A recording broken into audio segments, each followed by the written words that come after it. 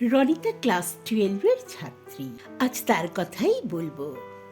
প্রথমে সে স্কুল থেকে বাড়ি ফিরে দেখে তার মা ও বাবা দুজনেই বাড়িতে নেই, অথচ তাদের থাকার কথা, কারণ বাবা আজ অফিস ছুটি নিয়েছেন। রনিতাকে না বলে তারা কোথায় গেলেন? কোথাও যাবার থাকলে নিশ্চয়ই খবরটা তাকে দিয়ে যেত। তারা তো কোনো কথা গোপন করেন না রনিতার কাছে।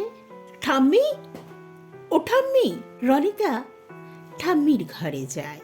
কি হলো? মা কোথায়? বাবা? কেন, তুই জানিস না? না, ওরা তো মিছিলে গেছে। মিছিল? মিছিল কেন? কোথায় মিছিল?